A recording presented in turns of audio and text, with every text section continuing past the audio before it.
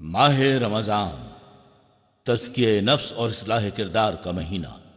تالیف مجلس مصنفین، ترجمہ و تدوین سید سعید حیدر زیدی، یکیز مطبوعات، دارالثقلین، پی او باکس نمبر 2133، کراچی 74600، پاکستان۔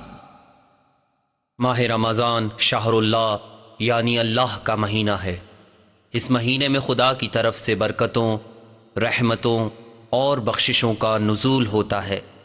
یہی وہ مہینہ ہے جس میں اللہ رب العزت کی طرف سے اپنے بندوں کو مانوی نعمات سے فیضیاب ہونے اور ان سے استفادے کی کھلی دعوت دی جاتی ہے۔ خدا کی جانب توجہ، اعمال صالح کی جانب رجحان اور روزے کی فرضیت کی بنا پر یہ مہینہ تزکیہ و تہذیب نفس اور گناہوں سے چھٹکارے اور نجات کا مہینہ ہے۔ احادیث و روایات میں اس مہینے کو قرآن کی بہار قرار دیا گیا ہے۔ لوگ اس مہینے میں قرآن کی جانب متوجہ ہوتے ہیں۔ سال کے دوسرے دنوں کے مقابلے میں ماہ رمضان کے ایام میں قرأت قرآن کا زیادہ اہتمام ہوتا ہے۔ اس مہینے میں روزے فرض کر کے اللہ تعالیٰ نے اس مہینے کو مزید امتیاز دیا ہے، اور دوسرے اسباب کے ساتھ ساتھ تزکیہ نفس، روحانی بالیدگی اور مانوی پاکیزگی کے لیے روزے کی صورت میں ایک اور جامع دستور عمل فراہم کیا ہے۔ زیر نظر کتاب ماہ رمضان کی فضیلت و اہمیت اور اس مہینے میں قرآن کریم سے انس و رغبت، دعا و مناجات اور روزے کی حکمت کے بارے میں مختصر اور جامع مضامین پر مشتمل ہے۔ اس کتاب میں حجت الاسلام محمد اشتہاردی اور حجت الاسلام حسین سوری لکی کے مضامین سے استفادہ کیا گیا ہے۔ امید ہے کہ نوجوان طلبہ و طالبات اس مضامین سے مستفید ہوں گے۔ ہمیں اپنی کارکردگی جانچنے اور اس میں بہتری کے لیے اپنے قارئین کی طرف سے بے لاگ تبصروں کا ہمیشہ انتظار رہتا ہے۔ ماہ رمضان کی فضیلت و اہمیت۔ زیر نظر مضمون میں ہم دوسرے مہینوں پر ماہ رمضان کی فضیلت و برتری کے بارے میں کچھ گفتگو کرنا چاہتے ہیں، تاکہ اس مہینے کی معرفت اور اس کی بصیرت کے ساتھ اس کا استقبال کریں اور اس سے مستفید ہوں۔ امام زین العابدین علیہ السلام نے اپنی ایک دعا میں اللہ رب العزت سے درخواست کی ہے کہ وہ انہیں ماہ رمضان کی فضیلتوں سے آگاہ فرمائیں۔ آپ فرماتے ہیں: اللہم صل علی محمد وآلہ وألہمنا معرفت فضلہ وإجلال حرمتہ والتحفظ مما حضرت فیہ۔ بار الہ، محمد اور آل محمد پر رحمت نازل فرما اور ہمیں اس مہینے کی فضیلت و برتری جاننے، اس کی عزت و حرمت کو ملحوظ رکھنے اور جن چیزوں سے اس مہینے میں تو نے منع کیا ہے ان سے اجتناب کی ہدایت فرما۔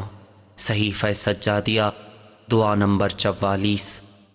لفظ رمضان کے معنی۔ عربی لغت کے ماہرین کی تشریحات کے مطابق رمضان لفظ رمضہ سے لیا گیا ہے۔ انہوں نے رمضہ کے معنی بیان کرتے ہوئے دو مفاہیم کا تذکرہ کیا ہے۔ العین نامی عربی لغت کے مؤلف خلیل بن احمد کے بقول رمضہ کے معنی موسم خزاں میں ہونے والی بارش ہے، جو سطح زمین سے گرد و غبار اور گندگی کو دھو ڈالتی ہے۔ اس بنیاد پر اس مہینے کو رمضان کہنے کی وجہ یہ ہے کہ یہ انسان کی روح کو، اس کے نفس کو آلودگیوں اور نجاستوں سے پاک اور صاف کر دیتا ہے۔ تریحی نے مجمع البحرین میں اور احمد بن محمد نے مصباح المنیر میں لفظ رمضان کو رمضہ اور رمضاء سے ماخوذ قرار دیا ہے، جس کے معنی وہ گرم اور سلگتی ہوئی ریت اور پتھر ہیں جو سورج کی براہ راست تپش سے جھلسنے لگتے ہیں۔ تریحی نے مجمع البحرین میں کہا ہے کہ رمضت قدمہ بالحر احترقت رمضت قدمہ، یعنی اس کے پاؤں جل گئے۔ لہٰذا اس ماہ مبارک کو رمضان کہنے کی وجہ یہ ہے کہ یہ مہینہ اپنی خصوصیات کی وجہ سے گناہ اور گمراہیوں کے اسباب ختم کر کے انسان کے راستے سے کمال کی راہ میں حائل رکاوٹوں کو دور کرتا ہے اور اس کے اخلاق کی اصلاح اور پاکیزگی کے لیے مواقع فراہم کرتا ہے۔ زمخشری کہتے ہیں کہ اس ماہ کو رمضان اس لیے کہا گیا ہے کہ اس مہینے میں گناہ جل کر ختم ہو جاتے ہیں۔ تفسیر کشاف سورہ بقرہ کی آیت 157 کی تفسیر میں۔ جبکہ کچھ احادیث کے مطابق رمضان خدا کے ناموں میں سے ایک نام ہے۔ سعد بن طریف کہتے ہیں ہم 17 افراد امام محمد باقر علیہ السلام کی خدمت میں موجود تھے۔ اس محفل میں رمضان کا ذکر چھڑ گیا۔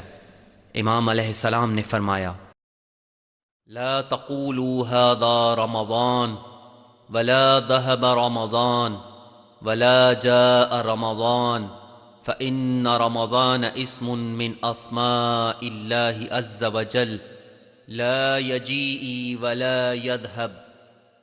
یہ نہ کہو کہ یہ رمضان ہے اور رمضان گیا، رمضان آیا، کیونکہ رمضان اللہ رب العزت کے ناموں میں سے ایک نام ہے جس کا آنے اور جانے اور تغیر و تبدل سے کوئی تعلق نہیں۔ پھر فرمایا کہا کرو کہ ماہ رمضان، فروع کافی جلد 4 صفحہ 69 اور 70۔ دوسری متعدد احادیث میں بھی ماہ رمضان کو شہر اللہ کہا گیا ہے۔ اس طرح یہ نتیجہ حاصل ہوتا ہے کہ دوسرے مہینوں پر اس مہینے کی خاص ظاہری اور باطنی فضیلت کی وجہ سے اسے رمضان کا نام دیا گیا ہے۔ یہ مہینہ گناہ کے اسباب و عوامل کے خاتمے اور ان سے چھٹکارے کا مہینہ ہے۔ اس سے بھی بڑھ کر یہ کہ یہ شہر اللہ، اللہ کا مہینہ ہے، وہ مہینہ جسے خداوند عالم نے اپنے آپ سے نسبت دی ہے اور اسے اپنا نام دیا ہے۔ اسلام سے پہلے ماہ رمضان کا مقام۔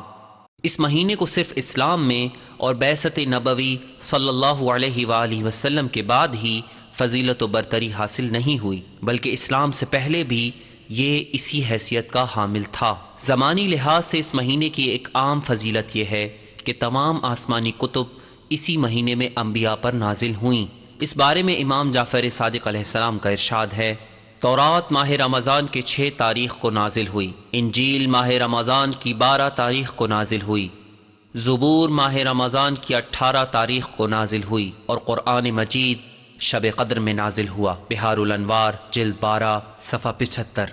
اسی طرح پیغمبر اسلام صلی اللہ علیہ وآلہ وسلم کا ارشاد ہے کہ صحف ابراہیم علیہ السلام ماہ رمضان کی پہلی رات کو نازل ہوا تھا۔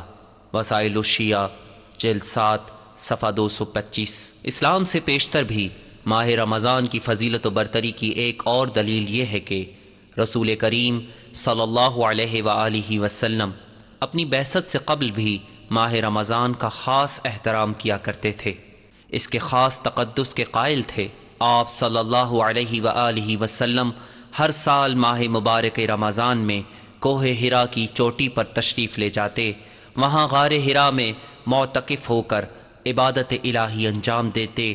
اس مہینے کے اختتام پر کوہ ہرا سے اتر کر سب سے پہلے بیت اللہ جاتے، 7 مرتبہ اس کے گرد چکر لگاتے اور اس کے بعد اپنے در دولت واپس تشریف لے جاتے۔ سیرہ ابن حشام جلد 1 صفحہ 251 252۔ رسول کریم صلی اللہ علیہ وآلہ وسلم ماہ رمضان کے علاوہ کسی اور مہینے میں بھی عبادت کے لیے کوہ ہرا پر تشریف لے جا سکتے تھے۔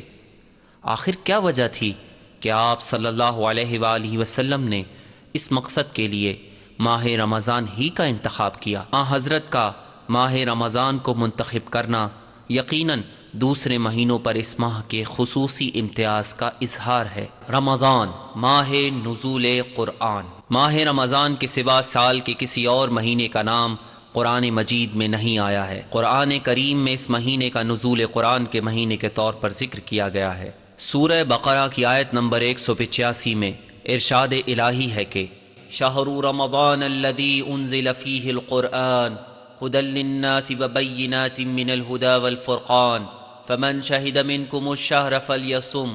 ماہ رمضان وہ مہینہ ہے جس میں قرآن نازل کیا گیا ہے جو لوگوں کے لیے ہدایت ہے، اور اس میں ہدایت اور حق و باطل کے امتیاز کی واضح نشانیاں موجود ہیں، لہٰذا جو شخص اس مہینے کو پائے اس کا فرض ہے کہ روزے رکھے۔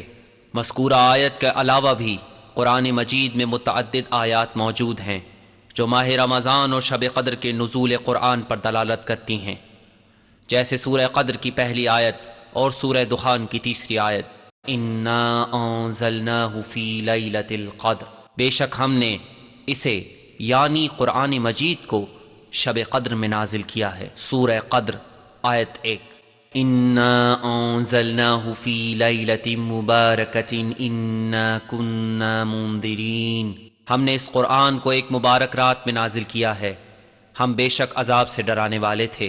سورہ دخان آیت نمبر 3۔ ان آیات قرآنی سے بخوبی یہ بات روشن ہے کہ قرآن مجید پیغمبر اسلام صلی اللہ علیہ وآلہ وسلم پر ماہ مبارک رمضان میں نازل ہوا ہے۔ البتہ اس مہینے میں حضرت پر نزول قرآن کی کیفیت کیا تھی، اس بارے میں ایک علیحدہ گفتگو کی ضرورت ہے جس کا یہاں موقع نہیں۔ لہٰذا ماہ رمضان میں قرآن مجید کا نازل ہونا اس مہینے کی فضیلت اور بزرگی پر ایک اور دلیل ہے۔ قرآن مجید جو حق اور باطل کو واضح کرتا ہے، جو تزکیہ و تعلیم کا ذریعہ اور انسان کے رشد و کمال کا موجب ہے، ماہ رمضان میں شب قدر کا وجود دوسرے تمام مہینوں پر ماہ رمضان کی فضیلت اور بزرگی کی ایک علامت یہ ہے کہ شب قدر اسی مہینے میں ہے، وہ رات جس کے بارے میں ارشاد الہی ہے کہ لیلۃ القدر خیر من الف شہر، شب قدر 1000 مہینوں سے بہتر ہے۔ سورہ قدر آیت نمبر 3۔ ایک شخص نے امام محمد باقر علیہ السلام سے سوال کیا، اس سے کیا مراد ہے کہ شب قدر 1000 مہینوں سے بہتر ہے؟ امام علیہ السلام نے جواب دیا، اس سے مراد یہ ہے کہ اس رات میں انجام دیا جانے والا نیک عمل ایسے 1000 مہینوں میں انجام دیے جانے والے نیک عمل سے بہتر ہے جن میں شب قدر نہیں ہوتی۔ فروع کافی جلد 4 صفحہ 158۔ قابل توجہ بات یہ ہے کہ شب قدر اسلام کے بعد کی تاریخ سے مخصوص نہیں ہے، بلکہ یہ اسلام سے پہلے بھی موجود تھی، جیسا کہ امام جعفر صادق علیہ السلام نے فرمایا ہے، کتاب خدا میں خدا کے نزدیک مہینوں کی تعداد 12 ہے۔ آسمانوں اور زمین کی خلقت کے آغاز سے اب تک، اور جب مہینوں کا آغاز ہوا اس وقت سے ماہ رمضان موجود رہا ہے۔ قلب ماہ رمضان شب قدر ہے۔ وسائل الشیعہ جلد 7 صفحہ 257۔ خدا کا مہینہ اور شفاعت کرنے والا مہینہ۔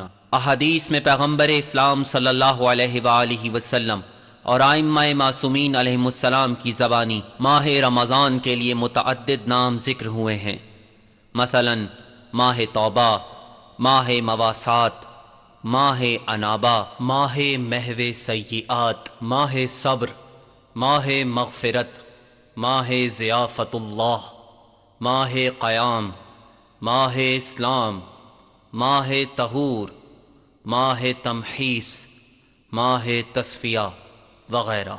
لیکن ان سب سے بڑھ کر یہ کہ یہ مہینہ شہر اللہ، اللہ کا مہینہ ہے، جیسا کہ پیغمبر اسلام صلی اللہ علیہ وآلہ وسلم نے خطبہ شعبانیہ کے آغاز میں فرمایا ہے کہ ایھا الناس انہ قد اقبل الیکم شہر اللہ، اے لوگو بے شک اللہ کا مہینہ تمہاری طرف آ رہا ہے۔ عیون اخبار رضا جلد 1 صفحہ 295۔ یعنی خداوند عالم نے زمانے کے اس حصے کو اپنے آپ سے نسبت دی ہے، اور یہی نسبت جسے اضافہ تشریفیہ کہتے ہیں، ماہ رمضان کے غیر معمولی شرف اور اس کی منزلت کو نمایاں کرتی ہے۔ ایک اور موضوع قیامت میں ماہ رمضان کے درخشاں چہرے کے ساتھ ظاہر ہونے کا موضوع ہے۔ ماہ رمضان میدان حشر میں بہترین اور خوشنما ترین صورت میں سامنے آئے گا، اور جن لوگوں نے اس کا احترام کیا ہوگا ان کی شفاعت کرے گا۔ خداوند عالم اس درخشاں چہرے کو جنتی لباس دے گا، سچے مومن اس کے نزدیک آئیں گے، اور دنیا میں جس قدر انہوں نے اس کی اطاعت کی ہوگی ان لباسوں میں اسی قدر لباس حاصل کریں گے۔ اور روایات کے الفاظ میں فَيُشَرِّفُهُمُ اللَّهُ بِكَرَامَتِهِ، اس طرح خداوند عالم اپنی کرامات کے ذریعے انہیں افتخار اور منزلت بخشتا ہے۔ بہار الانوار جلد 37 صفحہ 53۔ ماہ رمضان کا مخصوص تقدس۔ دوسرے مہینوں پر ماہ رمضان کی حاصل مخصوص تقدس کو جو امور واضح کرتے ہیں، ان میں سے ایک امر یہ ہے کہ اس مہینے میں کیے گئے گناہوں کی سزا دوسرے مہینوں میں کیے گئے گناہوں کی سزا سے کہیں زیادہ شدید ہوگی۔ لہٰذا روایت کی گئی ہے کہ جب حضرت علی علیہ السلام کے شیعوں میں سے نجاشی نام کے ایک شاعر نے ماہ رمضان میں شراب پی تو حضرت علی علیہ السلام نے شراب نوشی کی حد کے طور پر اسے 80 کوڑے لگائے۔ اس کے بعد اسے ایک رات کے لیے قید خانے میں ڈلوایا اور اگلے دن مزید 20 کوڑے اسے لگائے۔ اس نے عرض کیا، اے امیر المؤمنین، آپ نے شراب نوشی کی حد کے طور پر مجھے 80 کوڑے مارے، پس اب یہ 20 کوڑے مجھے کیوں مارے گئے ہیں؟ حضرت نے جواب دیا، یہ 20 کوڑے ماہ رمضان میں شراب نوشی کی جسارت کی وجہ سے تمہیں مارے گئے ہیں۔ فروع کافی جلد 7 صفحہ 216۔ احادیث کی روح سے ماہ رمضان کی فضیلت۔ پیغمبر اسلام اور ائمہ معصومین علیہم السلام کے کلام میں مختلف تعبیروں کے ذریعے ماہ رمضان کی بزرگی اور فضیلت کو بیان کیا گیا ہے۔ ان تعبیروں میں سے ہر تعبیر دوسرے مہینوں پر اس مہینے کی عظمت کی نشاندہی کرتی ہے۔ یہاں آپ کی خدمت میں چند مثالیں پیش خدمت ہیں۔ پیغمبر اسلام نے ماہ شعبان کے آخری جمعے کو، جبکہ ماہ رمضان کی آمد تھی، مسجد نبوی میں اس مہینے کی فضیلت اور شان میں ایک خطبہ ارشاد فرمایا۔ اس خطبے کے ہر حصے میں ماہ رمضان کی فضیلت کو بیان کیا گیا ہے، کیونکہ یہ کافی طویل خطبہ ہے، اس لیے ہم اس کا صرف ابتدائی حصہ یہاں پیش کریں گے۔ اے لوگو، بے شک خدا کا مہینہ ماہ رمضان اپنی برکت، رحمت اور مغفرت لیے تمہاری طرف رواں دواں ہے۔ یہ مہینہ خدا کے نزدیک بہترین مہینہ ہے، اس کے دن بہترین دن ہیں، اس کی راتیں بہترین راتیں ہیں، اس کی ساعتیں بہترین ساعتیں ہیں۔ یہ وہ مہینہ ہے جس میں تمہیں خدا کے یہاں ضیافت پر مدعو کیا گیا ہے، اور تم اس مہینے میں خدا کی کرامت کے اہل ہوئے ہو۔ اس مہینے میں تمہاری سانسیں تسبیح کا ثواب رکھتی ہیں اور تمہارا سونا عبادت کا اجر رکھتا ہے۔ اس مہینے میں تمہارے اعمال درگاہ الہی میں مقبول اور تمہاری دعائیں قبول ہیں۔ عیون اخبار رضا جلد 1 صفحہ 295۔ خطبے کے اس حصے میں پایا جانے والا قابل توجہ نقطہ یہ ہے کہ ماہ رمضان میں مومن انسان کا سانس لینا بھی خدا کی تسبیح کا ثواب رکھتا ہے۔ حالانکہ سانس کے ذریعے انسانی بدن کے اندر کی آلودہ ہوا خارج ہوتی ہے، اگر یہ ہوا خارج نہ ہو تو انسان کا دم گھٹ جائے اور اس کی موت واقع ہو جائے۔ اس کے باوجود یہی سانس ماہ رمضان میں خدا کی تسبیح کا ثواب رکھتی ہے۔ اسی طرح یہاں اس مہینے میں انسان کا سونا بھی عبادت قرار دیا گیا ہے، جبکہ صورت یہ ہے کہ عبادت کے لیے نیت اور ہوش و حواس کا ہونا ضروری ہے، نیز اسے اختیار کے ساتھ انجام دیا جانا چاہیے، جبکہ نیند کے عالم میں نیت، ہوش اور اختیار و ارادے کا سوال ہی پیدا نہیں ہوتا۔ پھر بھی ماہ رمضان میں یہی نیند درگاہ الہی میں عبادت تسلیم کی جاتی ہے۔ صحیفہ سجادیہ میں امام زین العابدین علیہ السلام ایک دعا کے ایک حصے میں اس بات کا شکر ادا کرنے کے بعد کہ خداوند عالم نے ماہ رمضان کو حق تک پہنچنے کا راستہ قرار دیا ہے، فرماتے ہیں فَأَبَانَا فَضِيلَتُهُ عَلَى سَائِرِ الشُّهُورِ بِمَا جَعَلَ لَهُ مِنَ الْحُرُمَاتِ الْمَوْفُورَةِ وَالْفَضَائِلِ الْمَشْهُورَةِ۔ چنانچہ اللہ نے دوسرے مہینوں پر اس ماہ کی فضیلت اور برتری کو اس کے انتہائی تقدس اور اس کی آشکارا فضیلتوں کی وجہ سے واضح فرمایا۔ صحیفہ سجادیہ دعا 44۔ رسول اللہ صلی اللہ علیہ وآلہ وسلم نے اپنے ایک کلام میں فرمایا ہے، محمد فی عباد اللہ کشہر رمضان فی الشہور۔ بندگان خدا کے درمیان محمد کی حیثیت ایسی ہی ہے جیسی مہینوں کے درمیان ماہ رمضان کی حیثیت۔ بہار الانوار جلد 37 صفحہ 53۔ نیز آن حضرت صلی اللہ علیہ وآلہ وسلم ہی کا ارشاد ہے، بے شک خدا نے دنوں میں جمعے کے دن کو منتخب کیا ہے، مہینوں میں سے ماہ رمضان کو چنا ہے اور شبوں میں سے شب قدر کا انتخاب کیا ہے۔ بہار الانوار جلد 36 صفحہ 372 اور 296۔ حضرت سلمان فارسی رضی اللہ تعالی عنہ کہتے ہیں کہ پیغمبر اسلام صلی اللہ علیہ وآلہ وسلم نے اپنی ایک گفتگو کے دوران فرمایا، جبرائیل مجھ پر نازل ہوئے اور کہا کہ خداوند عالم فرماتا ہے، ماہ رمضان مہینوں کا سردار، شب قدر شبوں کی سردار، اور فردوس جنت کے باغات کی سردار ہے۔ بہار الانوار جلد 40 صفحہ 54۔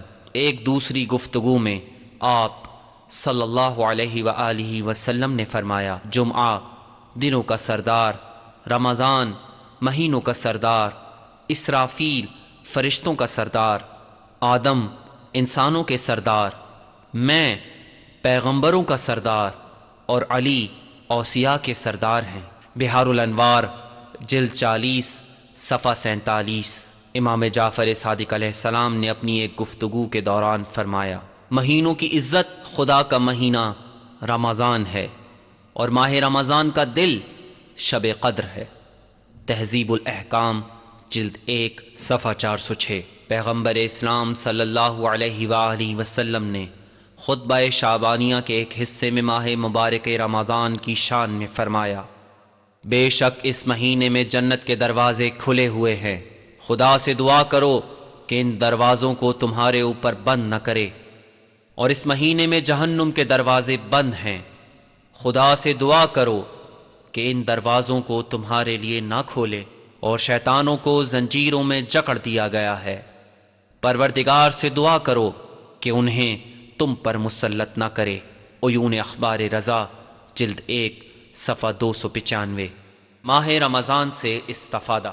آخر میں پہلے تو خود اپنے آپ سے اور پھر محترم قارئین و سامعین سے واعظ و نصیحت کے عنوان سے انتہائی خلوص کے ساتھ عرض ہے کہ ماہ رمضان اس قدر فضیلت، برکت اور رحمت کی وجہ سے کیا واقعی ہماری گہری فکری اور عملی توجہ کا مستحق نہیں؟ خداوند عالم نے اس قدر برکت، لطف اور رحمت کا مہینہ ہمیں نصیب کیا ہے۔ اس سے لا تعلقی یا اس پر شعوری اور سنجیدہ توجہ نہ دینا کیا ایک اہم موقع ضائع کر دینے کے مترادف نہیں ہے؟ وہ مہینہ جس میں خدا نے ہمیں اپنی رحمت کے دسترخوان پر مدعو کیا ہے اور ہمیں اپنے خوان نعمت کا مہمان بنایا ہے، کیا مناسب نہیں کہ ہم اس دعوت کو قبول کریں اور اس دسترخوان کی معنوی برکات سے استفادہ کریں؟ کیا ہمیں پیغمبر اسلام صلی اللہ علیہ وآلہ وسلم کا یہ فرمان یاد نہیں ہے کہ ان الشقی من حرم فی ھذا الشہر العظیم، بے شک وہ شخص بدقسمت ہے جو اس عظیم مہینے کی برکات سے محروم رہے۔ عیون اخبار رضا جلد 1 صفحہ 295۔ اس مہینے کی معنوی برکتیں اس قدر زیادہ ہیں کہ بقول رسول کریم صلی اللہ علیہ وآلہ وسلم، جو کوئی اس مہینے میں ایک مومن کی دعوت افطار کرے تو یہ ایسا ہے جیسے اس نے ایک غلام آزاد کیا ہو، اور ایسے شخص کے تمام گزشتہ گناہ معاف کر دیے جائیں گے۔ اس موقع پر ایک شخص نے سوال کیا، اے اللہ کے رسول، ہم سب لوگ اس بات کی قدرت نہیں رکھتے کہ کسی کو افطار کرائیں؟ پیغمبر نے اسے جواب دیا، آتش دوزخ سے بچو، چاہے پیاسے کو تھوڑے سے پانی کے ذریعے سیراب کر کے۔ عیون اخبار رضا جلد 1 صفحہ 295۔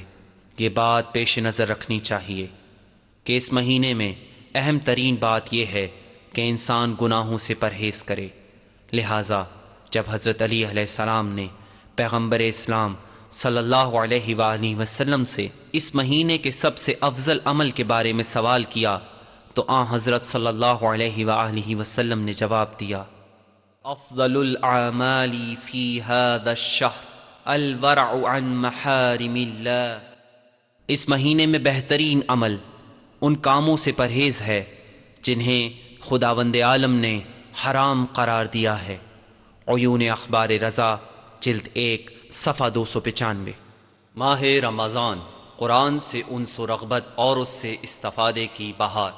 ماہ مبارک رمضان قرآن مجید کی ولادت اس سے انس، اس کی بہار، اس کی معرفت اور اس سے فکری اور عملی استفادے کا مہینہ ہے۔ وہ مہینہ جس کی شب قدر میں قلب پیغمبر صلی اللہ علیہ وآلہ وسلم نے امین وحی سے پورا کا پورا قرآن اخذ کیا، اور قرآن مجید لوح محفوظ سے رسول مقبول صلی اللہ علیہ وآلہ وسلم کے وسیع اور نورانی قلب پر منعکس ہوا۔ وہ مہینہ جس میں ہم سب روزے، عبادت و پرستش اور دعا و مناجات کے ذریعے مانوی تیاری و آمادگی کے ساتھ قرآن کریم کا استقبال کرتے ہیں اور چاہتے ہیں کہ خالص اللہ کے لیے روزے کے پربرکت آثار کے سائے میں اور عبادتوں اور دعاؤں کے ہمراہ قرآن کریم سے اپنے ربط و تعلق کو مضبوط سے مضبوط تر بنائیں۔ قرآن ماہ مبارک کے رمضان کے پیکر میں ڈالے جانے والی روح ہے، جس نے اس مہینے کی عظمت اور اہمیت کو کئی گنا بڑھا دیا ہے۔ قرآن ماہ رمضان کا قلب ہے، اور اس قلب اور اس کی دھڑکنوں کے بغیر روزہ داروں کی مانوی حیات کی رگوں میں حقیقت کا جوہر رواں دوان نہیں ہو سکتا۔ قرآن دلوں کی بہار اور ماہ رمضان قرآن کی بہار ہے، لہٰذا امام محمد باقر علیہ السلام نے فرمایا ہے لِكُلِّ شَيْءٍ رَبِيعٌ وَرَبِيعُ الْقُرْآنِ شَهْرُ رمضان۔ ہر چیز کی بہار ہے اور قرآن کی بہار ماہ رمضان ہے۔ بہار الانوار جلد 96 صفحہ 386۔ قرآن مجید کی شان اور عظمت کے بارے میں امیر المومنین حضرت علی علیہ السلام کا ارشاد ہے وَتَفَقَّهُوا فِيهِ فَإِنَّهُ رَبِيعُ الْقُلُوبِ، اور اس قرآن میں غور و فکر کرو کہ یہ دلوں کی بہار ہے۔ نہج البلاغہ خطبہ نمبر 110۔ نیز امام جعفر صادق علیہ السلام کے فرمان کے مطابق قلب شہر رمضان لیلۃ القدر، ماہ رمضان کا دل شب قدر ہے۔ بہار الانوار جلد 96 صفحہ 386۔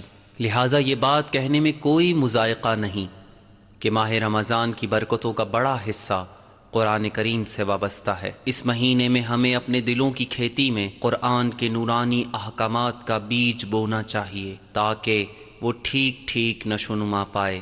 ہمیں اپنی روح کی غذا کے لیے اس ماہ میں قرآنی پھلوں سے استفادہ کرنا چاہیے، اور اس مہینے میں قرآنی برکات کے زیر سایہ اپنے قلب کی قوت کو بڑھانا چاہیے۔ قرآن کریم سے اس قسم کا استفادہ اس سے حقیقی انس و رغبت کے بغیر حاصل نہیں کیا جا سکتا۔ قرآن مجید سے انس و رغبت۔ امیر المومنین حضرت علی علیہ السلام کا ارشاد ہے من انس بتلاوت القرآن لم توحش مفارقۃ الاخوان، جو شخص قرآن کی تلاوت سے انس و رغبت رکھتا ہے وہ اپنے بھائیوں کی جدائی سے وحشت زدہ نہیں ہوتا۔ غرر الحکم۔ امام زین العابدین علیہ السلام نے فرمایا ہے لو مات من بین المشرق والمغرب لما استوحشت بعد ان یکون القرآن معی، اگر مشرق و مغرب کے درمیان پائے جانے والی تمام موجودات نابود ہو جائیں اور میں تنہا رہ جاؤں لیکن اس موقع پر قرآن میرے ہمراہ ہو تو مجھے ذرہ برابر بھی وحشت محسوس نہ ہوگی۔ اصول کافی جلد 2 صفحہ 610۔ اس مقام پر یہ سوال ضرور سامنے آتا ہے کہ قرآن کریم سے انس و لگاؤ آخر ہے کیا چیز جو انسان کو اس قدر مضبوط اور پختہ کرتا ہے اور اس سے ہر قسم کے اضطراب اور تناؤ کو دور کر دیتا ہے؟ اس کا جواب یہ ہے کہ انس کے معنی دراصل کسی چیز سے رغبت، پیار اور اس کا ہمدم و ہم نشین ہونا ہے، جیسے شیرخوار بچے کا اپنی ماں کی آغوش سے انسیت رکھنا۔ کبھی کبھی کسی چیز سے انس اتنا شدید ہو جاتا ہے کہ وہ ماں کی آغوش سے بچے کے انس سے بھی زیادہ بڑھ جاتا ہے، جیسا کہ امیر المومنین حضرت علی علیہ السلام نے انہیں موت سے ڈرانے والے منافقین سے فرمایا تھا واللہ الابن ابی طالب انس بالموت من الطفل بثدی امہ، خدا کی قسم ابو طالب کے بیٹے علی کو موت سے اس سے بھی زیادہ انسیت ہے جتنی انسیت شیرخوار بچے کو اپنی ماں کی آغوش سے ہوتی ہے۔ نہج البلاغہ خطبہ نمبر 5۔ سچا عارف وہ ہے جو خدا اور اس کے کلام سے انس و الفت رکھتا ہو، لہٰذا حضرت علی علیہ السلام نے آیت قرآن یا ایہا الانسان ما غرک بربک الکریم، اے انسان تجھے کس چیز نے اپنے رب سے دھوکے میں رکھا ہے، سورہ انفطار آیت نمبر 6 کی وضاحت کرتے ہوئے فرمایا ہے کہ وَكُن لِلَّهِ مُطِيعًا وَبِذِكْرِهِ أَنِسًا، خداوند عالم کے مطیع و فرما بردار بنو اور خدا کی یاد سے انس و رغبت پیدا کرو۔ نہج البلاغہ خطبہ نمبر 223۔ لہٰذا انس کا حقیقی اور واقعی مفہوم یہ ہے کہ انسان کسی چیز کے عشق میں مبتلا ہو جائے اور اس کے ساتھ شدید اور اٹوٹ تعلق کے ساتھ اس کا ہمدم و ہم جان ہو جائے۔ یہ جذبہ اس چیز سے انسان کے تعلق اور بندھن کو محکم اور مضبوط کرتا ہے جس سے اسے انس ہوتا ہے۔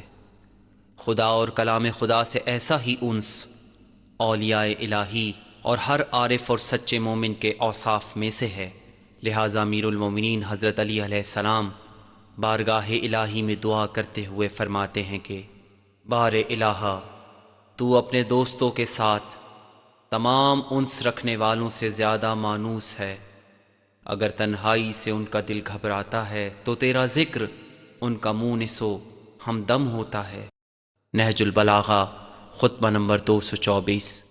ماہ رمضان میں نور قرآن کی تابانی، کیونکہ ماہ رمضان ماہ نزول قرآن، ماہ خدا اور ماہ تزکیہ و تہذیب نفس ہے، اور قرآن مجید اسی مہینے میں واقع شب قدر میں قلب پیغمبر صلی اللہ علیہ وآلہ وسلم پر نازل ہوا ہے۔ لہٰذا ہم اس سے یہ نتیجہ اخذ کرتے ہیں کہ ماہ رمضان قرآنی نور کی تابانی اور قرآن کریم سے انس و رغبت کا مہینہ ہے۔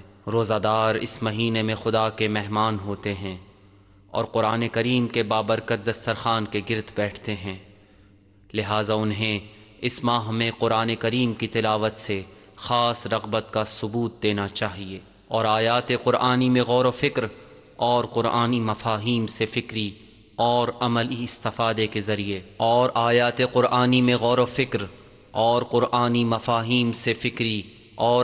استفادے کے ذریعے اپنے معنوی رشد و کمال میں اضافہ کرنا چاہیے۔ اسی بنیاد پر پیغمبر اسلام صلی اللہ علیہ وآلہ وسلم نے ایک برس ماہ شعبان کے آخری جمعے کو اپنے معروف خطبہ شعبانیہ میں ارشاد فرمایا کہ ماہ رمضان وہ مہینہ ہے جس میں تمہیں خدا نے اپنا مہمان مدعو کیا ہے۔ تم میں سے جو کوئی اس مہینے میں قرآن کی ایک آیت کی تلاوت کرے گا، اس کا اجر دوسرے کسی مہینے میں پورے قرآن کی تلاوت کے ثواب کے برابر ہوگا۔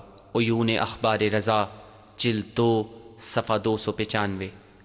ماہ رمضان کی دعاؤں میں ہدایت و رہنمائی کی کتاب کے طور پر قرآن اور اس سے انس کا بکثرت تذکرہ آیا ہے۔ ماہ رمضان کے ہر دن کی دعائیں جو رسول مقبول صلی اللہ علیہ وآلہ وسلم سے نقل ہوئی ہیں، ان میں سے دوسرے دن کی دعا میں یہ ہے کہ اللہم وفقنی فیہ لقراءۃ آیاتک، بار الہا اس دن مجھے آیات قرآنی کی قرأت کی توفیق عطا فرما۔ جبکہ 20ویں دن کی دعا میں ہے کہ اللہم وفقنی فیہ لتلاوت القرآن، بار الہا مجھے آج کے دن تلاوت قرآن کی توفیق عطا فرما۔ دعاؤں کی صورت میں ذکر ہونے والی ان 2 عبارتوں میں قرآن کریم کی تلاوت اور اسے کھول کر پڑھنے کی توفیق بھی طلب کی گئی ہے، اور تدبر کے ساتھ اور عمل کے ہمراہ قرأت کی توفیق بھی چاہی گئی ہے، کیونکہ تلاوت کا لفظ دراصل تلو و تالی سے ماخوذ ہے، جس کے معنی ہیں بغیر کسی فاصلے کے کسی کے پیچھے پیچھے چلنا، اس کی پیروی کرنا۔ واضح ہے کہ اس قسم کی توفیق قرآن مجید سے حقیقی انس کے بغیر حاصل نہیں ہو سکتی۔ قرآن کریم سے انس در حقیقت 3 بنیادوں سے تشکیل پاتا ہے۔ یہ بنیادیں درج ذیل ہیں: آیات قرآن کو پڑھنا، قرآن کی معرفت اور اس میں غور و فکر، قرآنی احکام اور فرامین پر عمل۔ اس بنیاد پر امام محمد باقر علیہ السلام نے ایک مختصر تجزیہ و تحلیل کرتے ہوئے فرمایا ہے، قرآن پڑھنے والے لوگ تین قسم کے ہیں۔ ایک قسم ان لوگوں کی ہے جو قرأت قرآن کو اپنے لیے مال و دولت کمانے کا ذریعہ بنا لیتے ہیں، قرأت قرآن کے ذریعے بادشاہوں سے فائدے اٹھاتے ہیں اور لوگوں کے سامنے اپنی بڑائی جتاتے ہیں۔ دوسری قسم ان لوگوں کی ہے جو قرآن پڑھتے ہیں اور اس کے حروف اور اس کی تجوید کا خیال رکھتے ہیں، لیکن قرآن میں بیان شدہ حدود و احکام کو ضائع کرتے ہیں۔ ایسے حاملان قرآن کسی صورت قرآن سے فائدہ نہ اٹھا سکیں گے اور اس کے ذریعے نجات حاصل نہ کر سکیں گے۔ تیسری قسم کے وہ لوگ ہیں جو قرآن پڑھتے ہیں اور اس سے اپنے قلب کے امراض کا علاج کرتے ہیں اور اس کی تلاوت یعنی اسے پڑھنے اور اس پر غور و فکر کے لیے راتوں کو جاگتے ہیں اور دن کو بھوکے پیاسے رہتے ہیں، اس کے ذریعے مساجد میں کھڑے رہتے ہیں اور ذکر الہی کے لیے اپنے بستر سے دور رہتے ہیں۔ یہی وہ لوگ ہیں جن کے وجود کی برکت سے اللہ رب العزت مصیبتیں ٹال دیتا ہے، بلاؤں کو دور کرتا ہے، دشمن کی شرانگیزیوں سے محفوظ رکھتا ہے اور آسمان سے بارش برساتا ہے۔ آخر میں امام فرماتے ہیں، خدا کی قسم قرآن پڑھنے والوں میں اس قسم کے لوگ سرخ گندھک سے بھی زیادہ کامیاب ہیں۔ اصول کافی جلد 2 صفحہ نمبر 627۔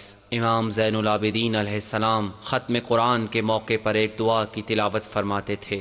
اس دعا کے ایک حصے میں ہے کہ بار الہا، جب کہ تو نے قرآن کی تلاوت کے سلسلے میں ہماری مدد کی اور اسے اچھے انداز میں پڑھنے کے لیے ہماری زبان کی گرہیں کھول دیں، پس ہمیں ایسے لوگوں میں قرار دے جو اس قرآن کے حق کا ایسا لحاظ رکھتے ہیں جیسا اسے لحاظ رکھنے کا حق ہے۔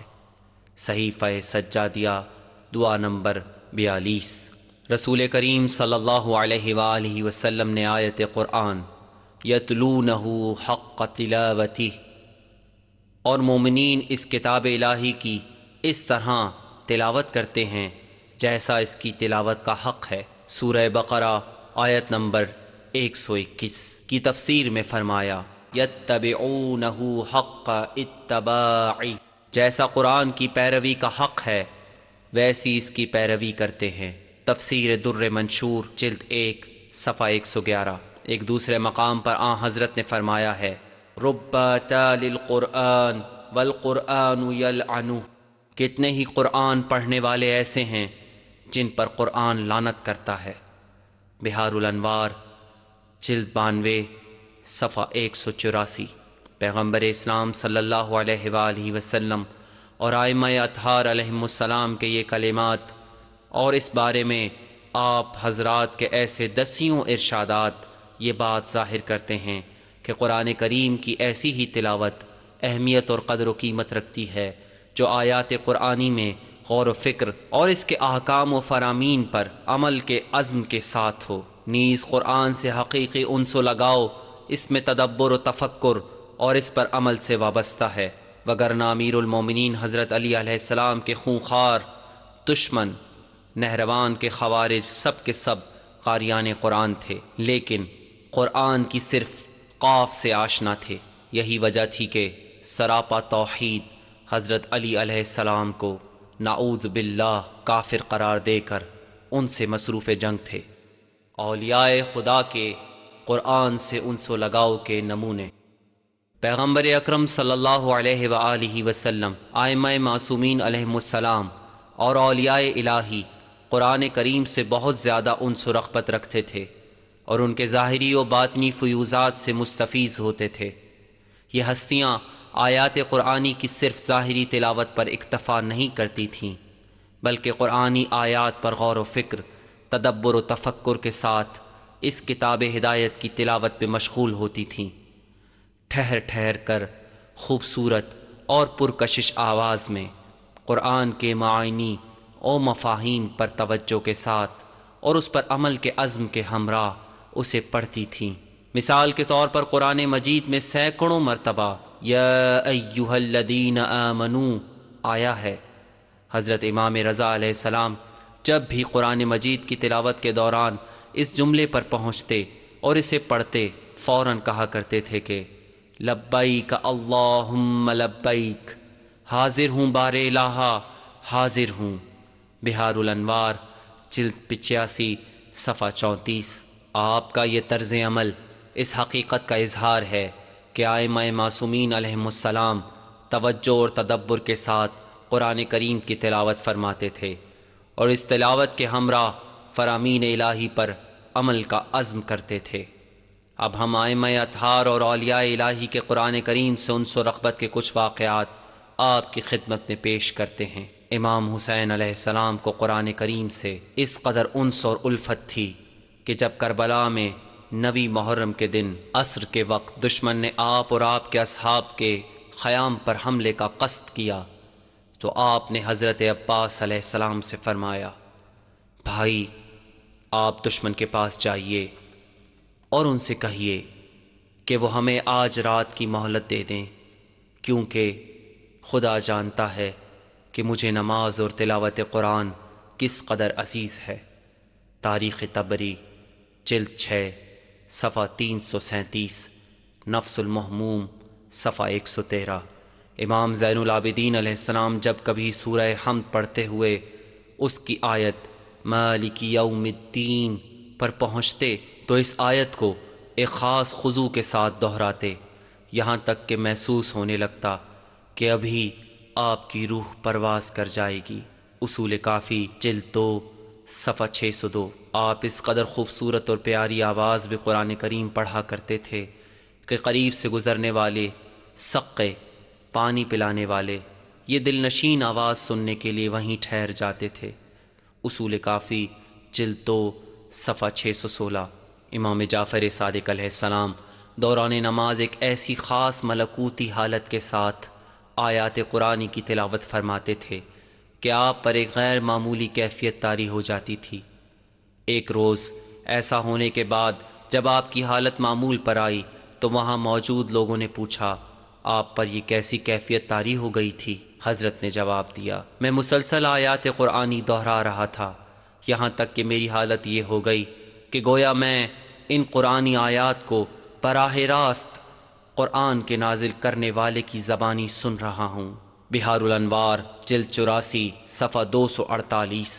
حضرت امام علی رضا علیہ السلام قرآن کریم سے اس قدر انس و رغبت رکھتے تھے کہ ہر 3 روز میں ایک پورا قرآن ختم کرتے تھے اور فرماتے تھے کہ اگر میں چاہوں تو 3 دن سے بھی کم مدت میں قرآن ختم کر سکتا ہوں، لیکن میں نے کبھی قرآن کی کوئی آیت اس کے معنی میں غور و فکر اور اس بارے میں سوچے بغیر نہیں پڑھی ہے کہ یہ آیت کس موضوع کے بارے میں ہے اور کس وقت نازل ہوئی ہے۔ یہی وجہ ہے کہ میں 3 دن میں ایک پورے قرآن کی تلاوت کرتا ہوں، بصورت دیگر 3 دن سے بھی کم میں پورا قرآن ختم کر لیتا۔ مناقب ابن شہر آشوب جلد 4 صفحہ 360۔ مستدرک الوسائل کے مؤلف محدث نوری رحم اللہ معتبر سند کے ساتھ نقل کرتے ہیں کہ عالم ربانی و فقیہ سمدانی آیت اللہ العظمی سید مہدی بحر العلوم ایک روز امیر المومنین حضرت علی علیہ السلام کے مرقد مطہر کی زیارت کے لیے آپ کے حرم مقدس میں داخل ہوئے تو لوگوں نے دیکھا کہ آپ وجد کی حالت میں یہ شعر گنگنا رہے ہیں: چه خوش است صوت قرآن زنو دل ربا شنیدن، به رخت نظاره کردن سخن خدا شنیدن۔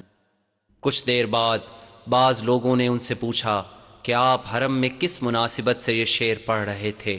انہوں نے جواب دیا، جب میں حرم میں داخل ہوا تو میں نے حضرت حجت امام زمانہ عجل اللہ تعالی فرجہ شریف کو امیر المومنین علی علیہ السلام کی زری کے نزدیک پایا۔ آپ بلند اور خوبصورت لہجے میں قرأت قرآن میں مشغول تھے۔ میں نے آپ کی دلنشین آواز سن کر یہ شعر پڑھا تھا۔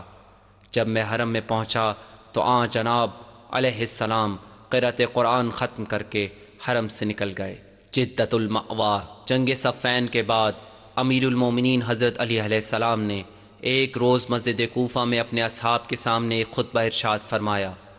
اس خطبے میں آپ نے جنگ صفین میں درجہ شہادت پر فائز ہونے والے اپنے چند اصحاب کو انتہائی دکھ بھرے لہجے میں یاد کیا اور ان کے بارے میں فرمایا، کہاں ہیں میرے وہ بھائی جو سیدھی راہ پر چلتے رہے اور حق پر گزر گئے؟ کہاں ہیں عمار اور کہاں ہیں ابن تیہان اور کہاں ہیں ذو الشہادتین اور کہاں ہیں ان جیسے اور دوسرے بھائی کہ جو جانبازی کا عہد و پیمان باندھے ہوئے تھے اور جن کے سروں کو کاٹ کر فاسقوں کے پاس روانہ کیا گیا۔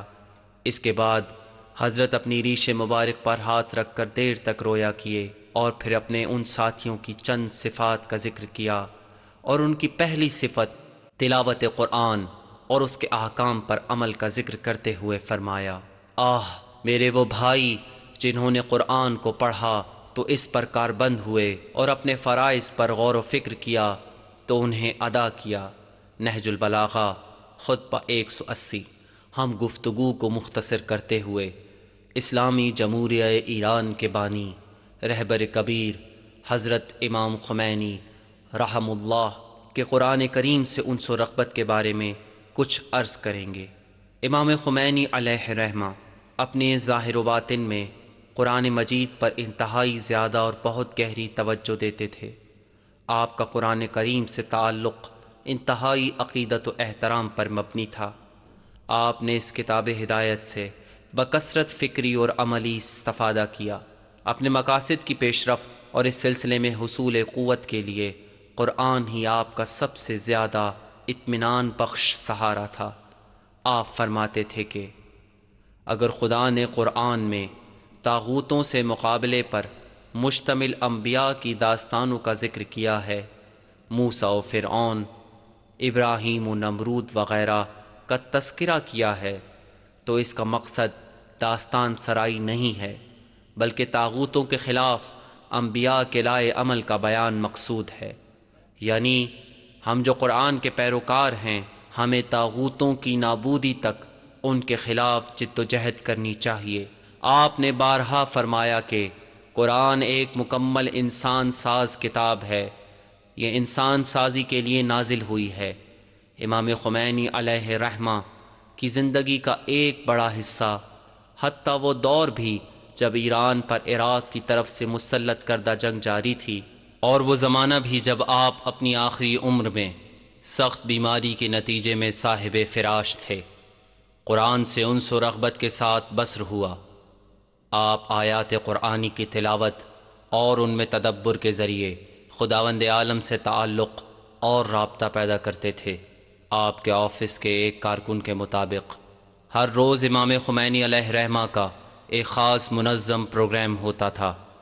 آپ اپنے وقت کا ایک حصہ آیات قرآن کی تلاوت میں گزارتے تھے۔ آپ کے کام اس قدر منظم اور پروگرام کے مطابق ہوا کرتے تھے کہ معمولاً کبھی بھی ایک کام پر آپ کی توجہ آپ کے دوسرے کام کے خراب ہونے کا موجب نہیں ہوتی تھی۔ امام خمینی علیہ رحمہ جب آدھی رات کو نماز شب کے لیے بیدار ہوتے تو کچھ دیر قرآن کی تلاوت کرتے، حتیٰ عمر کے آخری دنوں میں جب آپ بہت زیادہ علالت کی باعث صاحب فراش تھے، خفیہ کیمروں سے آپ کی جو فلم بنائی گئی، اس فلم میں اکثر دیکھا گیا ہے کہ آپ بستر سے اٹھتے اور بیٹھ کر قرآن ہاتھ میں لے کے آیات قرآنی کی تلاوت میں مشغول ہو جاتے۔ امام خمینی علیہ رحمہ کو فراغت کا کوئی چھوٹا سا وقفہ بھی ملتا تو آپ اسے قرآن کریم کی تلاوت میں گزارتے۔ کہتے ہیں کہ جب گھر میں کھانے کے لیے دسترخوان چنا جا رہا ہوتا تو اس چھوٹے سے وقفے میں بھی آپ قرآن کریم کھول کر پڑھنے لگتے۔ جس زمانے میں آپ نجف اشرف میں مقیم تھے، آپ کی آنکھوں میں کچھ تکلیف ہوئی۔ آپ نے ڈاکٹر سے رجوع کیا۔ ڈاکٹر نے آپ کی آنکھوں کے معائنے کے بعد کہا کہ آپ کچھ دن قرآن نہ پڑھیے گا اور اپنی آنکھوں کو آرام دیجیے گا۔ یہ سن کر امام خمینی مسکرائے اور ڈاکٹر سے کہا، میں قرآن پڑھنے ہی کے لیے تو آنکھیں چاہتا ہوں، کیا فائدہ کہ میری آنکھیں تو ہوں لیکن میں ان سے قرآن نہ پڑھ سکوں۔ آپ کچھ ایسا کیجئے کہ میں قرآن پڑھ سکوں۔ نجف اشرف میں امام خمینی علیہ رحمہ کے ساتھ رہنے والے ایک صاحب کا کہنا ہے کہ امام خمینی علیہ رحمہ ماہ رمضان میں ہر روز قرآن مجید کے 10 پارے پڑھتے تھے، یعنی ہر 3 دن بعد ایک قرآن ختم کرتے تھے۔ یوں آپ ماہ رمضان میں 10 قرآن ختم کرتے تھے۔ روایات میں آیا ہے کہ امام موسیٰ کاظم علیہ السلام کے ایک ممتاز شاگرد علی بن مغیرہ نے آپ سے عرض کیا، میں اپنے والد کی طرح ماہ رمضان میں 40 قرآن ختم کرتا ہوں۔ کبھی مصروفیات یا تھکن کی وجہ سے یہ تعداد کم ہو جاتی ہے اور کبھی فراغت اور بشاشت کی وجہ سے زیادہ۔ پھر عید فطر کے دن ان میں سے ایک ختم قرآن کا ثواب پیغمبر اسلام صلی اللہ علیہ وآلہ وسلم کو ہدیہ کرتا ہوں، دوسرے ختم قرآن کا ثواب حضرت علی علیہ السلام کو، اور تیسرے ختم قرآن کا ثواب حضرت فاطمہ سلام اللہ علیہا کو، اور اسی طرح دوسرے ائمہ اطہار کو، یہاں تک کہ آپ کو بھی شامل کرتا ہوں۔ اس عمل سے مجھے کیا ثواب ملے گا؟ امام موسیٰ کاظم علیہ السلام نے فرمایا، تمہاری جزا یہ ہے کہ تم روز قیامت ان لوگوں کے ساتھ ہوگے۔ میں نے کہا، اللہ اکبر، سچ مچ کیا میرا یہ مقام ہوگا؟ امام نے 3 مرتبہ فرمایا، ہاں ہاں ہاں۔ اصول کافی جلد 2 صفحہ 618۔ اس گفتگو کی آخری سطور کو ہم تلاوت قرآن کے ثواب کے بارے میں پیغمبر اکرم صلی اللہ علیہ وآلہ وسلم کے ایک کلام سے زینت بخشتے ہیں۔ حضرت صلی اللہ علیہ وآلہ وسلم نے فرمایا، جو شخص ہر رات قرآن کریم کے 10 آیات پڑھے گا اس کا نام غافلوں کے ساتھ نہیں لکھا جائے گا، اور جو کوئی ہر رات 50 آیات پڑھے گا اس کا نام ذاکرین میں لکھا جائے گا، اور جو کوئی 100 آیات پڑھے گا اس کا نام قانتین، مخلص اور عاجز بندگان خدا میں، اور جو کوئی 200 آیات پڑھے گا اس کا نام خاشعین میں، اور جو کوئی 300 آیات پڑھے گا اس کا نام فائزین، کامیاب افراد میں ثبت کیا جائے گا، اور جو شخص 500 آیات کی تلاوت کرے گا اس کا نام مجتہدین، راہ حق کے متلاشی افراد میں، اور جو کوئی 1000 آیات پڑھے گا اس کے لیے نیکیوں کا قنطار ہوگا، اور ہر قنطار 15,000 مثقال سونے کے برابر ہوگا، اور اس میں ہر مثقال 24 قیرات کا ہوگا، اور اس کا سب سے چھوٹا قیرات کوہ احد کے برابر ہوگا، اور سب سے بڑا قیرات زمین سے آسمان کی بلندی جتنا ہوگا۔ اصول کافی جلد 2 صفحہ 618۔ قرآن کا اصل مقصد اس کے احکام پر عمل۔ البتہ اس جانب متوجہ رہنے کی ضرورت ہے کہ قرآن کے حوالے سے ہماری اہم ترین ذمہ داری یہ ہے کہ ہم اس کی تعلیمات اور اس کے احکام پر عمل کریں، یعنی قرآن مجید ہماری زندگی کے انفرادی اور اجتماعی معاملات میں ہمارا دستور عمل ہو، اور عملاً گمراہی کی تاریکیوں سے ہدایت کی روشنی کی جانب انسانیت کا رہنما ہو، جیسا کہ خود قرآن مجید میں متعدد مقامات پر اس اہم مسئلے پر روشنی ڈالی گئی ہے۔ سورہ یونس میں ہے کہ یا ایہا الناس قد جاءتکم موعظۃ من ربکم وشفاء لما فی الصدور وہدی ورحمۃ للمؤمنین۔ اے لوگو، تمہارے پاس پروردگار کی طرف سے نصیحت اور دلوں کی شفا کا سامان اور ہدایت اور صاحبان ایمان کے لیے رحمت قرآن آ چکا ہے۔ سورہ یونس آیت نمبر 57۔ لہٰذا قرآن مجید کو ہمارے لیے واعظ و نصیحت ہونا چاہیے، یعنی اسے ہمیں غفلتوں اور لاپرواہیوں سے نکالنا چاہیے، اور ہمارے کمال کے راستے میں آنے والی رکاوٹوں کو دور کر کے ہماری ترقی اور کمال کی راہ ہموار کرنی چاہیے۔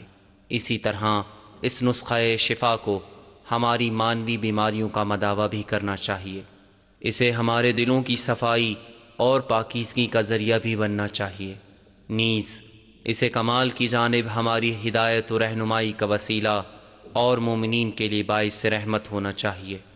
پس اگر قرآن کریم ہماری انفرادی اور اجتماعی زندگی میں یہ بنیادی کردار ادا نہ کر رہا ہو تو اس کا مطلب یہ ہوگا کہ قرآن ہمارے درمیان متروک اور مہجور ہے۔ سورہ ابراہیم کی پہلی ہی آیت میں ہے کہ کتاب انزلناہ الیک لتخرج الناس من الظلمات الی النور، یہ کتاب ہے جسے ہم نے آپ کی طرف نازل کیا ہے تاکہ آپ لوگوں کو خدا کے حکم سے تاریکیوں سے نکال کر نور کی طرف لے آئیں۔ سورہ ابراہیم آیت نمبر 1۔ امیر المومنین حضرت علی ابن ابی طالب علیہ السلام نے تاکید فرمائی ہے کہ اللہ اللہ فی القرآن لا یسبقکم بالعمل بہ غیرکم، قرآن کے بارے میں اللہ سے ڈرتے رہنا، کہیں ایسا نہ ہو کہ دوسرے اس پر عمل میں تم پر سبقت لے جائیں۔ نہج البلاغہ مکتوب نمبر 47۔ ہر چیز کے 4 وجود ہوتے ہیں، وجود ذہنی، وجود لفظی، وجود تحریری اور وجود عینی و خارجی۔ مثلا اگر انسان پیاسا ہو تو کتنا ہی زبان سے پانی پانی پانی کہتا رہے، اس کی پیاس نہیں بجھے گی، اور کتنا ہی وہ پانی پانی لکھتا رہے، اس کی تشنگی جوں کی توں رہے گی، اور کتنا ہی وہ ٹھنڈے اور میٹھے پانی کا خیال اپنے ذہن میں لائے، پیاسے کا پیاسا ہی رہے گا۔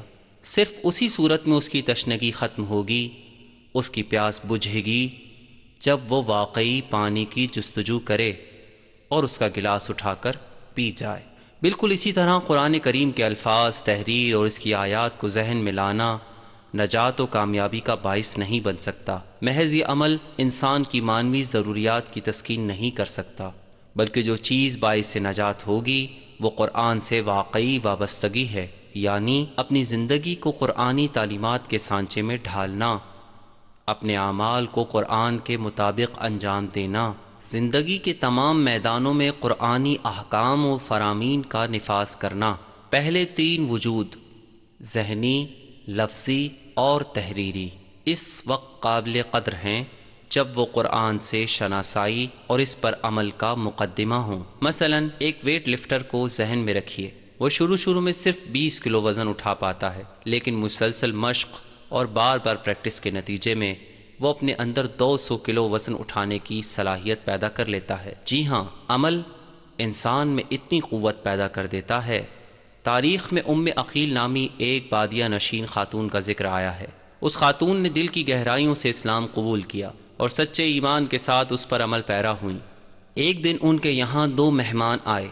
مہمانوں کی خاطر تواضع کے دوران اچانک انہیں پتہ چلا کہ ان کا بچہ اونٹوں کے نزدیک کھیل رہا تھا کہ اونٹوں نے اسے کچل کر مار دیا۔